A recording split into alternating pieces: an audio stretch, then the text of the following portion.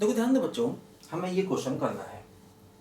Find all z for which argument of 3z minus 6 minus 3 iota divide by 2z minus 8 minus 6 iota बराबर pi by 4 and mod of z minus 3 plus 3 iota बराबर 3। देखो क्या है, मतलब अगर हम ध्यान दें, देखो ये जो इक्वेशन है ये कुछ इस टाइप की इक्वेशन है, z minus z1 upon z minus z2 बराबर थीटा, है ना।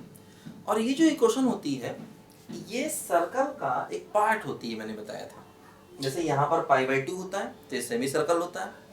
अगर यहाँ एंगल पाई बाई 2 से कम होता है तो ये सर्कल का मेजर सेगमेंट होता है।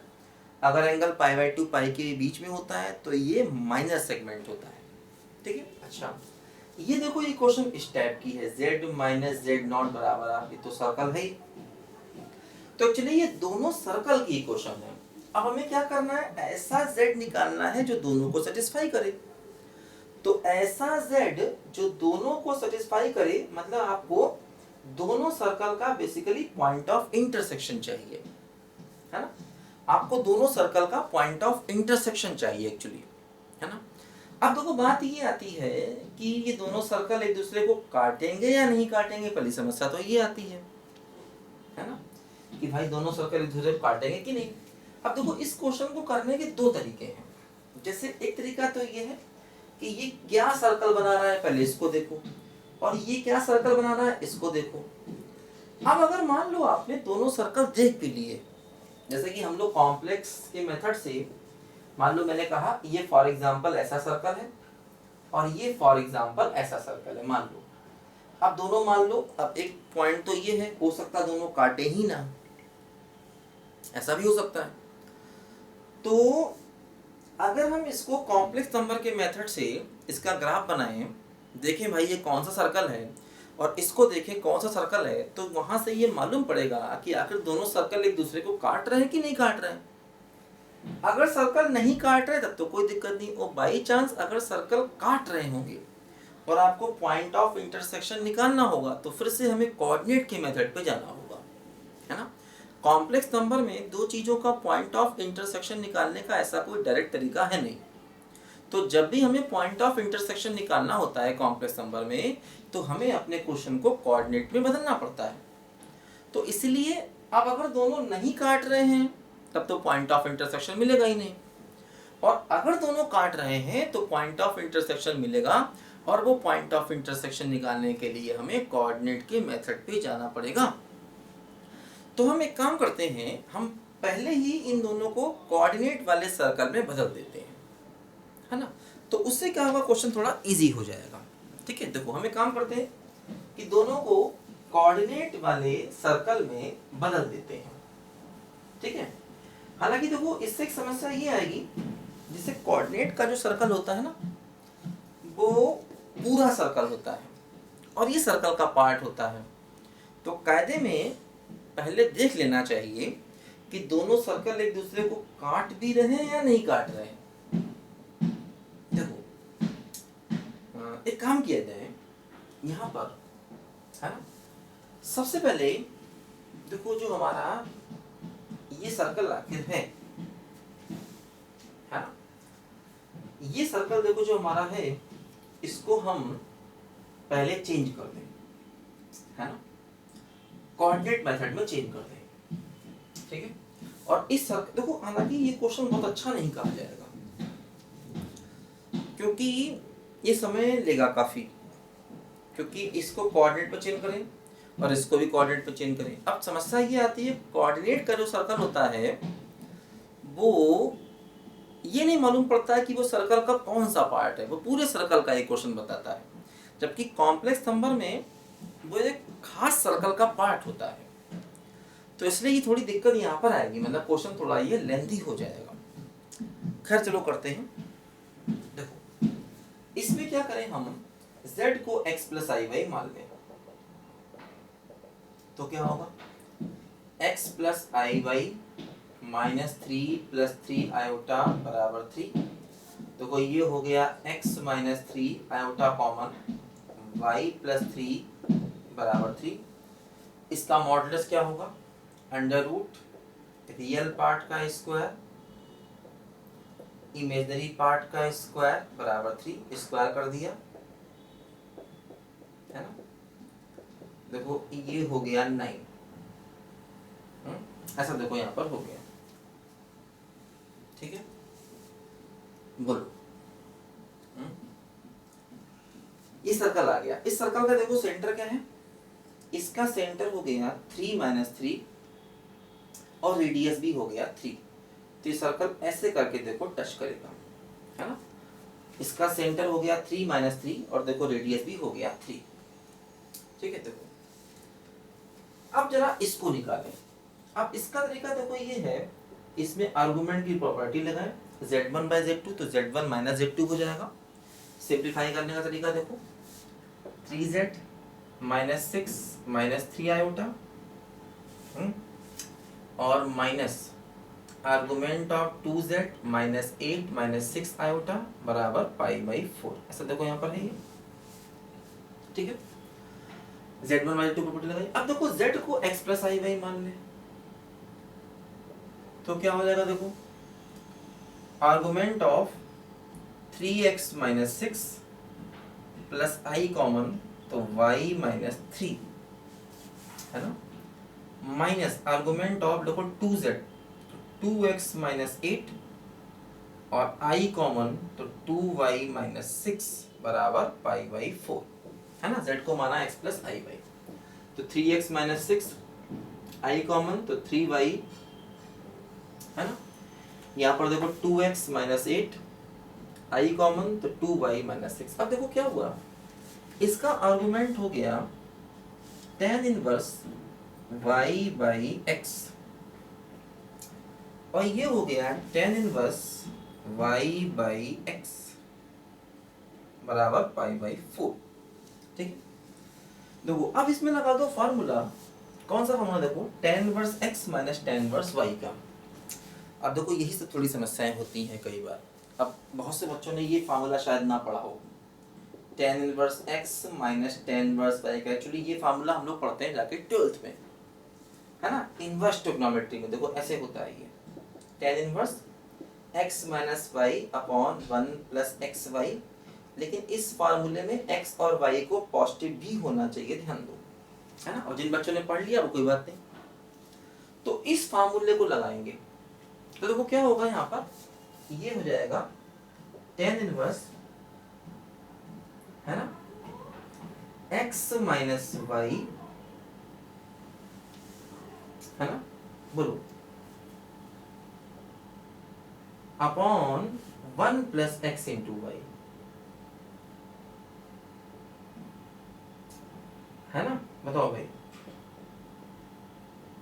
बराबर π/4। अब ये tan इनवर्स यहाँ आके बना देगा tan π/4 जो 1 हो जाएगा। तो इससे फिर हमें एक सर्कल मिल जाएगा इस फॉर्म में, है ना। इस फॉर्म में एक सर्कल देखो हमें यहाँ से मिल जाएगा, ठीक है। बताओ भाई, इस फॉर्म में हमें यहाँ से एक सर्कल मिल जाएगा, है ना, बोलो, ठीक है। फिर उन दोनों सर्कल का निकालना पड़ेगा पॉइंट ऑफ इंटरसेक्शन। तो भाई काम थोड़ा मुश्किल है, लेंथी क्वेश्चन है, थोड़ा सा हो तो जाएगा। बताओ भाई, करेंगे आप लोग, करिए इसको हिम्मत करके थोड़ी, है ना। एलसीएम लो, एलसीएम लेने के बाद ये अपने आप ही इस फॉर्म में सर्कल आएगा, इस सर्कल से इसका पॉइंट ऑफ इंटरसेक्शन चाहिए होगा। उसमें भी देखो एक समस्या थोड़ी ये रहेगी कि ऐसा ना हो कि सर्कल काट ही ना रहे हो या सर्कल एक ही पॉइंट पर काट रहे हो, ऐसा भी हो सकता है, क्योंकि वो कोऑर्डिनेट में नहीं मालूम चलेगा। क्योंकि एक्चुअली मान लो अगर ये वाला सर्कल आधा सर्कल है, मान लो ये सर्कल आधा सर्कल है, ऐसे करके मान लो ये सर्कल आधा है, तो अब अगर ये सर्कल आधा है मतलब मेजर पार्ट है तो एक ही पॉइंट पर काटेगा। अच्छा, कोऑर्डिनेट जो बताएगा वो पूरा सर्कल बताएगा, तो कोऑर्डिनेट के अकॉर्डिंग दोनों 2 पॉइंट पर काट रहे हैं, लेकिन कॉम्प्लेक्स नंबर के अकॉर्डिंग दोनों एक ही पॉइंट पर काट रहे हैं। ये दिक्कत कई बार आती है ना। जैसे ये सर्कल जो है वो कॉम्प्लेक्स नंबर के अकॉर्डिंग पूरा सर्कल नहीं होगा, ये सर्कल का मेजर पार्ट होगा। तो मान लीजिए अच्छा ये तो कंप्लीट सर्कल है, कोऑर्डिनेट से भी और कॉम्प्लेक्स नंबर से भी कोऑर्डिनेट कंप्लीट सर्कल है, ये सर्कल कंप्लीट है। मान लीजिए वाला सर्कल कुछ ऐसे आया, तो दोनों सर्कल क्या होगा, एक पॉइंट पर काटेंगे कॉम्प्लेक्स नंबर के अकॉर्डिंग, लेकिन कोऑर्डिनेट बताएगा कि वो भी सर्कल पूरा है। तो जब वो सर्कल पूरा है कोऑर्डिनेट के अकॉर्डिंग, तो दोनों दो पॉइंट पर काटेंगे, जो गलत है। एक्चुअली पॉइंट ऑफ इंटर मतलब ऐसा हो सकता है इस सवाल में, तो हमें सवाल को दोनों तरीके से परखना होगा। पहले हमें कॉम्प्लेक्स नंबर के अकॉर्डिंग देखना होगा दोनों सर्कल काटेंगे या नहीं काटेंगे, तो इसके लिए इस सर्कल को ड्रॉ करना होगा। देखो अब अगर काटेंगे तो पॉइंट ऑफ इंटरसेक्शन कैसे निकालना ये आपने सीखा। अब देखो मैं बताता हूँ आपको कि इस सर्कल को आखिर ड्रॉ कैसे करें, ये थोड़ा सीख लो, इसकी जरूरत कई बार पड़ती है। देखो ध्यान दो, जैसे इस सर्कल को ड्रॉ करना है तो ये सर्कल कौन सा होगा, कहाँ होगा, जरा इसकी जांच पड़ताल हम कर लें। देखो इसकी जांच पड़ताल देखो कैसे करेंगे, इसका तरीका देखो, इसको ड्रॉ करना है तो एक तरीका तो ये है कि आप कोऑर्डिनेट का सर्कल बना लो। कोऑर्डिनेट का सर्कल जब बना लोगे आप, तो उससे आपको सेंटर रेडियस मिल जाएगा, उससे भी कर सकते हो।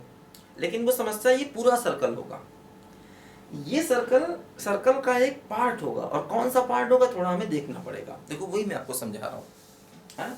एक्चुअली इस टाइप के क्वेश्चन किताबों में दिए गए हैं, तो देखो मैं बता देता हूँ कि कई बार बच्चे परेशान होते हैं इन क्वेश्चन को लेकर के। अगर मैं नहीं बताता हूँ तो बच्चे सोचते हैं कि क्वेश्चन कराया नहीं। देखो तो कई बार ये क्वेश्चन अच्छे नहीं भी होते हैं, खैर कोई बात नहीं, कुछ ना कुछ सिखाता है हमें हर सवाल, तो कर लेना चाहिए। देखो अब यहाँ पर क्या होगा, देखो तो ध्यान दो, जैसे मैं काम करें इसमें देखो हम क्या करें, देखो ऊपर करें 3 से डिवाइड और 3 से करें मल्टीप्लाई, 3 कॉमन ले लें, ऊपर से हम 3 कॉमन ले लें, ठीक है, और नीचे से 2 कॉमन ले लें।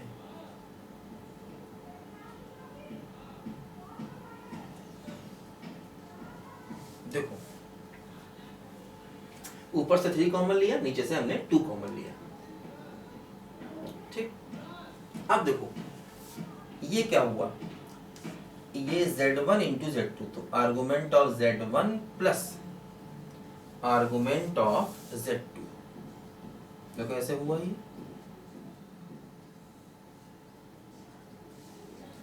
है ना। Argument of Z1 into Z2, तो argument Z1 plus argument of Z2, ये हो गया। अब आर्गुमेंट 3/2, देखो ये पॉजिटिव रियल नंबर है, इसका आर्गुमेंट 0 हो जाएगा, है ना। तो क्या बचा, ये बचा argument of Z minus 2 plus iota और अपॉन Z माइनस 4 प्लस 3 आयोटा बराबर 5/4। देखो ये ऐसे हो गया यहाँ पर, है ना। बताओ भाई कोई समस्या। देखो अब ये क्या हुआ, एक कॉम्प्लेक्स नंबर है 4 प्लस 3 आयोटा, 4 प्लस 3 आयोटा मतलब 4,3 यहाँ पर है मान लो, और दूसरा कॉम्प्लेक्स नंबर है देखो 2 प्लस आयोटा, तो 2 प्लस आयोटा मतलब यहाँ पर है मान लो 2,1, है ना। एक कॉम्प्लेक्स नंबर है 4,3 और एक कॉम्प्लेक्स नंबर देखो ऊपर वाला क्या है बोलो 2,1। अब देखो अगर हम यहाँ पर ध्यान दें तो, है ना, यहां से यहां तक जाने वाली लाइन मान लो यहां पर कहीं Z है, तो देखो क्या हुआ, ये लाइन हो गई है Z माइनस दिस, और ये लाइन हो गई है Z माइनस दिस। तो क्या हो रहा है, देखो इस कॉम्प्लेक्स नंबर को π/4 से घुमाने पर ये मिलना चाहिए, है ना, जबकि यहां ऐसा नहीं हो रहा। देखो इस कॉम्प्लेक्स नंबर को क्लॉकवाइज घुमाने से ये मिल रहा है, जबकि एंटी क्लॉकवाइज घुमाने से मिलना चाहिए, मतलब ये ऊपर वाला पार्ट नहीं है। अगर हम नीचे कहीं देखें यहाँ पर, देखो यहाँ क्या होगा, ये हो गया Z माइनस 4 प्लस 3 आयोटा, और देखो ये हो गया Z माइनस 2 प्लस आयोटा। अब देखो यहाँ सही है, इस पार्ट में क्या हो रहा है, इस वाले को π/4 से एंटी क्लॉकवाइज घुमाने पर ही मिल रहा है, तो मतलब सर्कल का एक्चुअली ये वाला पार्ट हमें चाहिए, ये वाला, ये ऐसे करके पूरा सर्कल होगा, लेकिन पूरा सर्कल नहीं चाहिए हमें, सर्कल का ये वाला पार्ट चाहिए। और देखो दूसरा सर्कल क्या था, ये सर्कल था z माइनस कॉमन, तो 3 माइनस 3 आयोटा का मॉड बराबर 3, तो इसका सेंटर था 3 माइनस 3, तो इसका सेंटर था देखो यहाँ पर कुछ इसका सेंटर देखो यहाँ पर था 3 माइनस 3 और रेडियस भी 3 था, तो ये सर्कल कुछ ऐसे करके जा रहा था। हाँ देखो ये दोनों दो पॉइंट पर काट रहे हैं, ये कंफर्म हो गया, क्योंकि ये सर्कल कॉम्प्लेक्स के अकॉर्डिंग ये है, कोऑर्डिनेट को करोगे तो पूरा सर्कल मिल जाएगा, जबकि कोऑर्डिनेट के अकॉर्डिंग देखो इतना ही सर्कल है ये, सॉरी कॉम्प्लेक्स के अकॉर्डिंग इतना ही सर्कल है ये, और ये इतना सर्कल और ये कंप्लीट सर्कल देखो दो पॉइंट्स पर काट रहे हैं, तो हमें दो पॉइंट्स ऑफ इंटरसेक्शन मिलेंगे, इसके आंसर दो अलग अलग आएंगे। और वो आंसर निकालने के लिए जो तरीका मैं बता रहा था पहले आपको कि इसको कोऑर्डिनेट में चेंज करो, इसको कोऑर्डिनेट चेंज करो और दो सर्कल को सॉल्व करो आपस में, उनसे x और y की वैल्यू आपस में निकालो, है ना। अब दो सर्कल का पॉइंट ऑफ इंटरसेक्शन देखो, जैसे मान लो एक सर्कल ये है, मैंने कहा मान लो एक सर्कल मेरे पास ये है फॉर एग्जांपल, और दूसरा सर्कल मान लो मेरे पास ये है, देखो दोनों सर्कल के इक्वेशन है, इनका पॉइंट ऑफ इंटरसेक्शन चाहिए, दो क्या करोगे, इसमें से इसको माइनस कर दो, है ना, पहले फर्स्ट में से सेकंड को माइनस कर दो। मैं आपको एग्जांपल लेके बता रहा हूँ कि भाई दो सर्कल का पॉइंट ऑफ इंटरसेक्शन अगर हम कोऑर्डिनेट फॉर्म में दो सर्कल निकाल लें तो उनका पॉइंट ऑफ इंटरसेक्शन कैसे निकालते हैं। इसमें से को माइनस कर दो, जो क्या होगा, जैसे ये कट जाएगा, ये कट जाएगा, ये हो जाएगा 2x, ये माइनस का 3y और प्लस 3 बराबर 0, है ना। अब देखो यहाँ से y की वैल्यू आ जाएगी 2x प्लस 3y3, है ना, ये y की वैल्यू इसमें रख दो, तो x square 2x plus 3y3 का होल स्क्वायर, और ऐसे कर तो देखो क्या होगा, ये पूरा इक्वेशन x में आ जाएगा और यहाँ से x की वैल्यू आ जाएगी, x आ जाएगा तो y भी आ जाएगा। इस तरीके से हम दो सर्कल का पॉइंट ऑफ इंटरसेक्शन कोऑर्डिनेट में निकालते हैं। तो वही करना पड़ेगा, अगर पॉइंट ऑफ इंटरसेक्शन चाहिए तो पहले हम कोऑर्डिनेट में इसको चेंज करें, इसको चेंज करें, दोनों का पॉइंट ऑफ इंटरसेक्शन इस मेथड से निकालें, ध्यान दो, है ना। ऐसे देखो हमें यहाँ पर एक क्वेश्चन करना होगा, लिखो जरा बच्चों ध्यान से पहले इसको।